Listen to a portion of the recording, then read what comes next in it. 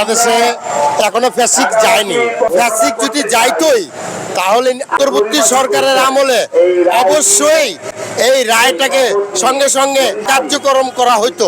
ইসহাক হোসেনকে দিয়েই এটা প্রমাণ হইল যে এখনো পর্যন্ত বাংলাদেশে বাকশাল কায়েম হচ্ছে এবং ফ্যাসিক এখনো পর্যন্ত অন্তর্বর্তী সরকারের ভিতরে লুকিয়ে আছে। কারণ জনগণ আর মেনে নেবে না। বিএনপি এখন রাজপথে অতি দ্রুত রাজপথে নামবে। একটি মানুষও, একটি মা বোনও করে থাকবে না।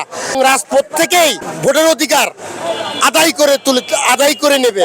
রাজপথে এরকম বিএনপির নেতাকে খুন করা হচ্ছে, নেতা কর্মীদের ধরপাক করা হচ্ছে। এই ওয়াকারুজ্জামান আজকে বাংলাদেশে তার অবদান আছে। ওয়াকারুজ্জামানের অবদান আছে বাংলাদেশে। সাধারণ মানুষ ওয়াকারুজ্জামানের অবদান আছে। ওয়াকারুজ্জামানের সঙ্গে সেনাদের সঙ্গে সাধারণ মানুষ আছে। এই বাংলাদেশে যতদিন সেনা প্রধান থাকবে ততদিন সাধারণ জনগণ শান্তি শৃঙ্খলাভাবে থাকবে। বাংলাদেশের ভিতরে এই ওয়াকারুজ্জামানও দেখাইছে যে বাংলাদেশের সাধারণ মানুষের পক্ষে এবং জাতীয়তাবাদী বিএনপির কথায় না, সারা বাংলাদেশের মানুষের কথায় ওয়াকারুজ্জামান আছে। ঠিক আছে, আমাদেরও মামলা দিছে, এই অন্তর্বর্তী সরকার দিয়েছে।